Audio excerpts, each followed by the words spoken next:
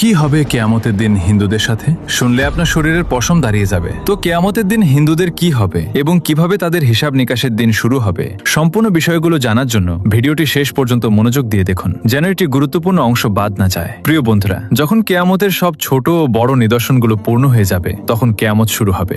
কিয়ামতের শুরুটা হবে সিংগায় ফুঁক দেওয়ার মাধ্যমে। সিংগায় ফুঁক দেবেন ফেরেশতা হযরত ইসরাফিল আলাইহিসসালাম। হযরত ইসরাফিল আলাইহিসসালাম যখন থেকে সৃষ্টি হয়েছেন, তখন থেকে আল্লাহর হুকুমে সিংগায় মুখ রেখে আছেন। যেদিন আল্লাহর পক্ষ থেকে সিংগায় ফুঁক দেওয়ার হুকুম হবে, সেদিন প্রতিটি প্রাণী মৃত্যুর স্বাদ গ্রহণ করবে। তা পাখি হোক, জন্তু জানোয়ার হোক, জিন হোক, ফেরেশতা হোক কিংবা মানুষ। এমনকি আকাশ ফেটে গলিত তামার মতো লাল হয়ে যাবে। সূর্য ও চাঁদ দুটোই নিস্তেজ হয়ে একত্রিত হয়ে যাবে। তারাগুলো অনুজ্জ্বল হয়ে ছড়িয়ে পড়বে। সমগ্র পৃথিবী আল্লাহ তাআলার ভয়ে প্রচণ্ডভাবে কাঁপতে শুরু করবে। পাহাড় এমনভাবে চূর্ণবিচূর্ণ হবে যে তা ছড়িয়ে পড়া ধুলোর মতো মনে হবে। নদী ও সমুদ্রের পানি আগুনের মতো জ্বলে উঠবে। এই পৃথিবীতে যা কিছু জীবনের মতো অবশিষ্ট থাকবে, সবকিছু ধ্বংস হয়ে যাবে। এমনকি শেষ পর্যন্ত সেই প্রাণ যিনি সিংগায় ফুঁক দিচ্ছেন, অর্থাৎ হযরত ইসরাফিল আলাইহিসসালাম, তাকেও আল্লাহ তাআলা মৃত্যু দেবেন। আর সেদিন শুধুমাত্র একমাত্র মহান রব্বুল আলামিনের সত্তাই অবশিষ্ট থাকবে। এরপর যখন আল্লাহ তাআলার ইচ্ছা হবে, তখন তিনি আবার হযরত ইসরাফিল আলাইহিসসালামকে জাগিয়ে তুলবেন। তাকে আবার সিংগায় ফুঁক দেওয়ার হুকুম দেওয়া হবে। তিনি যখন সিংগায় ফুঁক দেবেন, তখন হযরত আদম আলাইহিসসালাম থেকে শুরু করে কিয়ামত পর্যন্ত যত প্রাণী এসেছিল, তাদের সবাইকে পুনরায় জাগিয়ে তোলা হবে।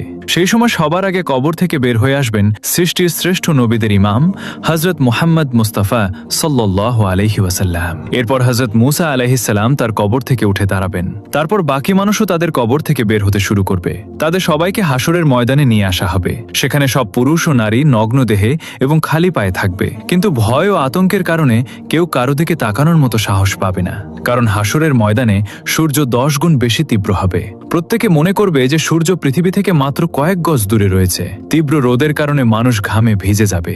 সেদিন 7 ধরনের মানুষ আল্লাহর আরশের ছায়া পাবে। নবী সাল্লাল্লাহু আলাইহি ওয়াসাল্লাম বলেছেন, রোদ আর তৃষ্ণার কারণে মানুষ ছটফট করবে। কেউ কারো অবস্থা জিজ্ঞাসা করার মতো অবস্থায় থাকবে না। এই অবস্থায় হাজার হাজার বছর কেটে যাবে। তারপর মানুষ পেরেশান হয়ে নিজেদের মধ্যে পরামর্শ করবে। তারা হযরত আদম আলাইহিসসালামের কাছে যাবে এবং বলবে, হে আমাদের পিতা, আমাদের পক্ষে এগিয়ে যান এবং আল্লাহর কাছে আরজু করুন। হে আল্লাহ, এই কঠিন অবস্থা সহ্য করা আমাদের পক্ষে কঠিন। আমাদের হিসাব নিয়ে নিন, যাতে আমরা জানতে পারি আমাদের গন্তব্য কোথায়। এই কষ্ট আমাদের সহ্যের বাইরে। কিন্তু হযরত আদম আলাইহিসসালাম তখন বলবেন, না, আমি একটি ভুল করে ফল খেয়েছিলাম, আর সেই ভুলের জন্য 300 বছর কেঁদে কেঁদে ক্ষমা প্রার্থনা করেছিলাম। হাদিসে এসেছে, সমস্ত মানুষের কান্নার আংশিক অংশের তুলনায় হযরত আদম আলাইহিসসালামের 300 বছরের কান্নার পরিমাণ ছিল 9 ভাগ। এত কান্নার পরও আল্লাহ তাআলা তার তওবা কবুল করেছিলেন। এরপর তিনি বায়তুল্লাহ শরীফ নির্মাণ করেন এবং 30 বার হজ করেন পায়ে হেঁটে। কিন্তু কিয়ামতের দিন তিনি তবুও বলবেন, না, আমি আল্লাহর সামনে যেতে লজ্জাবোধ করছি। চিন্তা করুন, হযরত আদম আলাইহিসসালামের তওবা কবুল হয়ে গেছে, তবুও তিনি এমন বলছেন। তাহলে আমরা যদি আমাদের গুনাহ নিয়ে তওবা না করে মারা যাই, কিয়ামতের দিন আল্লাহর সামনে দাঁড়ানো আমাদের জন্য কতটা কঠিন হবে। এরপর হযরত আদম আলাইহিসসালাম সবাইকে বলবেন, তোমরা হযরত নূহ আলাইহিসসালামের কাছে যাও। তখন সমস্ত মানবজাতি হযরত নূহ আলাইহিসসালামকে খুঁজতে শুরু করবে। যখন তাকে পাওয়া যাবে, তখন মানুষ তার কাছে আরজ করবে, হে দ্বিতীয় আদম, আমাদের জন্য আল্লাহর কাছে সুপারিশ করুন এবং আমাদের তার সামনে পেশ করুন। কিন্তু হযরত নূহ আলাইহিসসালাম বলবেন, না, আমি আমার ছেলের জন্য দোয়া করেছিলাম, আর আল্লাহ তাআলা বলেছিলেন, হে নূহ, এমন দোয়া করো না। আমি সেই হুকুমের ভয়ে ভীত। আমি কেন সেই দোয়া করেছিলাম, এটা ভেবে আমি তখনই আল্লাহর কাছে ক্ষমা চেয়েছিলাম।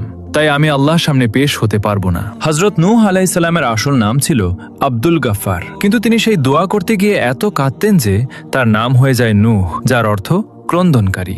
এত কান্নার পরও কিয়ামতের দিন আল্লাহর সামনে যেতে তিনি ভয় পাবেন। তাহলে আমাদের কথা একবার চিন্তা করুন।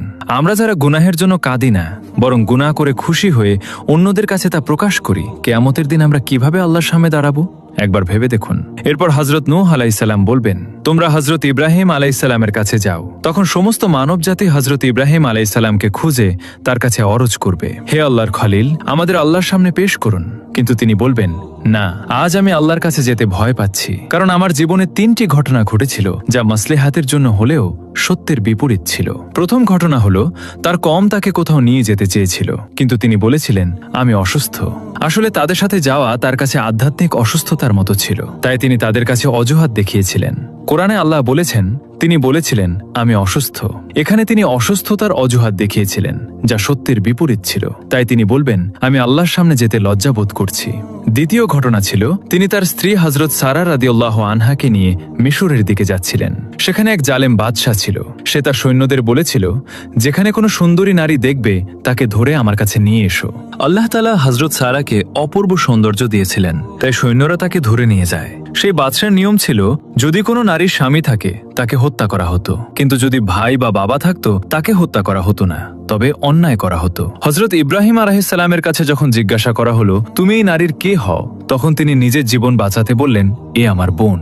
আল্লাহ তাআলা বলেছেন ঈমানদাররা ভাই ভাই, তাই ঈমানের দিক থেকে হযরত সারাকে তিনি বোন বলেছিলেন। এটি শরীয়তের দৃষ্টিকোণ থেকে জায়েজ ছিল, কারণ জীবন বাঁচানোর জন্য হারামও হালাল হয়ে যায়। তবুও তিনি এই কথার জন্য লজ্জাবোধ করেছিলেন। তৃতীয় ঘটনা ছিল, তিনি একবার মূর্তি ভেঙেছিলেন। যখন কাফিররা তাকে জিজ্ঞাসা করল আমাদের মাবুদকে কে ভেঙেছে, তিনি বললেন তোমরা তাকে জিজ্ঞাসা করো যাকে তোমরা বড় মনে করো। তিনি মূর্তি ভেঙে কুড়ালটি বড় মূর্তির কাঁধে রেখে দিয়েছিলেন, তাই তিনি বললেন বড় মূর্তির কাছে জিজ্ঞাসা করো। এটি তেমন বড় কথা না হলেও কাফিরদের বোঝানোর জন্য করা হয়েছিল, কিন্তু এটি সত্যের বিপরীত ছিল। তাই তিনি বলবেন আল্লাহর খলিল হওয়া সত্ত্বেও আমি আল্লাহর সামনে যেতে লজ্জাবোধ করছি। আমরা যারা দিনরাত মিথ্যা কথা বলি, মিথ্যা কসম খাই, অন্যের সামনে নিজের দোষ ঢাকতে মিথ্যা বলি, কিয়ামতের দিন আমাদের কতটা লজ্জাবোধ হবে একবার ভাবুন তো। এরপর হযরত ইব্রাহিম আলাইহিস সালাম বলবেন তোমরা হযরত মুসা কালিমুল্লাহ আলাইহিস সালামের কাছে যাও। তখন সমস্ত মানবজাতি হযরত মুসা আলাইহিস সালামের কাছে গিয়ে বলবে আমাদের জন্য আল্লাহর কাছে সুপারিশ করুন। কিন্তু তিনি বলবেন না, আমি সুপারিশ করতে পারবো না, কারণ একবার আমি আমার বিরোধী এক ব্যক্তির সাথে ঝগড়া করেছিলাম। নসিহতের জন্য তাকে একটি ঘুষি মেরেছিলাম যাতে সে বুঝতে পারে, কিন্তু সেই ঘুষিতেই সে মারা গিয়েছিল। আমি আল্লাহর কাছে ক্ষমা চেয়েছিলাম, তবুও সে আমার ঘুষিতে মারা গিয়েছিল, তাই আমি আল্লাহর সামনে যেতে লজ্জাবোধ করছি।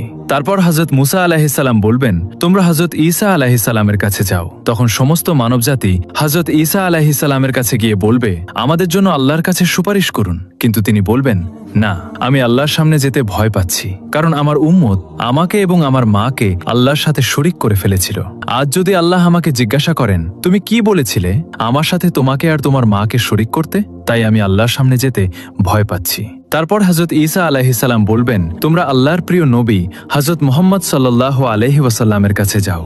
তখন সবাই নবী সাল্লাল্লাহু আলাইহি ওয়াসাল্লামের কাছে যাবে। সেই সময় আল্লাহ তাআলা নবীদের জন্য মিম্বার তৈরি করবেন। সব নবী তাদের নিজ নিজ মিম্বারে বসবেন। নবী সাল্লাল্লাহু তাআলা আলাইহি সাল্লামের জন্য একটি মিম্বার তৈরি করা হবে, কিন্তু তিনি সেই মিম্বারে বসবেন না, কারণ তার মনে হবে যদি আমি এই মিম্বারে বসি তাহলে এটি জান্নাতে চলে যেতে পারে আর আমার গুনাহগার উম্মত পেছনে থেকে যাবে। তখন আল্লাহ তাআলা জিজ্ঞাসা করবেন হে আমার প্রিয় বন্ধু, আপনি মিম্বারে বসছেন না কেন? তখন তিনি বলবেন হে আল্লাহ, আমার উম্মতের গুনাহের বিষয়ে এখনো ফায়সালা হয়নি, আমি কিভাবে মিম্বারে বসি? এরপর আল্লাহ তাআলা তার উপর একটি বিশেষ তাজাল্লি প্রকাশ করবেন। নবী সাল্লাল্লাহু তাআলা আলাইহিস সালাম বলেছেন সেই তাজাল্লির কারণে আল্লাহ তাআলা আমাকে মাকামে মাহমুদ দান করবেন। আমি সেখানে গিয়ে একটি সিজদা করব, আর সেই সিজদায় আল্লাহর এমন প্রশংসা করব যা আগে কেউ করেনি এবং পরেও কেউ করবে না। কান্নারত অবস্থায় আমি সেই সিজদা করব। আল্লাহ তাআলা আমার সিজদা কবুল করবেন এবং জিজ্ঞাসা করবেন হে আমার প্রিয় বন্ধু, আপনি কি চান? আমি বলবো হে আল্লাহ, আপনার বান্দাদের হিসাব নিয়ে নিন। আল্লাহ তাআলা বলবেন ঠিক আছে। হাদিসে এসেছে যখন অনুমতি দেওয়া হবে তখন নবী সাল্লাল্লাহু তাআলা আলাইহি ওয়াসাল্লাম হযরতে আবু বকর রাদিয়াল্লাহু আনহুর হাত ধরে আল্লাহর সামনে পেশ করতে চাইবেন যাতে হিসাব শুরু হয়। এটি শুনে হযরতে আবু বকর রাদিয়াল্লাহু আনহুর চোখে পানি এসে যাবে। তিনি বলবেন হে আল্লাহর নবী সাল্লাল্লাহু আলাইহি ওয়াসাল্লাম, আমি জীবনের শেষ সময়ে মুসলিম হয়েছিলাম। আমার জীবনের বেশিরভাগ সময় ইসলামের আগে কেটেছে, তাই আমি চাই না আমাকে আগে পেশ করা হোক। কিন্তু আল্লাহর প্রিয় নবী সাল্লাল্লাহু আলাইহি ওয়াসাল্লাম বলবেন হে আবু বকর, তোমাকে এগিয়ে যেতে হবে। তখন হযরত আবু বকর রাদিয়াল্লাহু আনহু এগিয়ে যাবেন এবং নবী সাল্লাল্লাহু আলাইহি ওয়াসাল্লাম যা করেছিলেন তিনি তাই করবেন। তিনি আল্লাহর সামনে সিজদায় পড়ে যাবেন এবং কাঁদতে শুরু করবেন। কিতাবে লেখা আছে সিদ্দিক আকবর রাদিয়াল্লাহু আনহু এত কাঁদবেন যে আল্লাহ তাআলা বলবেন হে আমার প্রিয় নবীর ঘনিষ্ঠ বন্ধু, কেন কাঁদছো? সিজদা থেকে মাথা তুলে বলো তুমি কি চাও? আল্লাহ তাআলা তার সিজদা কবুল করবেন এবং তার উপর একটি বিশেষ তাজাল্লি প্রকাশ করবেন। হাদিসে এসেছে কিয়ামতের দিন আল্লাহ তাআলা সবার উপর সাধারণ তাজাল্লি প্রকাশ করবেন, কিন্তু হযরত আবু বকর রাদিয়াল্লাহু আনহু এর উপর বিশেষ তাজাল্লি প্রকাশ করবেন। আল্লাহ তাআলা তার প্রিয় নবীর এই বন্ধুর প্রতি এত খুশি হবেন যে তার উপর বিশেষ তাজাল্লি প্রকাশ করবেন। তারপর হযরত ওমর রাদিয়াল্লাহু আনহুকে পেশ করা হবে। হাদিসে এসেছে যখন হযরত ওমর এগিয়ে যাবেন তখন আল্লাহ তাআলা বলবেন হে ওমর, তোমার উপর শান্তি বর্ষিত হোক। আরেকটি হাদিসে আছে, কিয়ামতের দিন আল্লাহ তাআলা সবার আগে হযরত ওমর রাদিয়াল্লাহু আনহুকে সালাম দিবেন।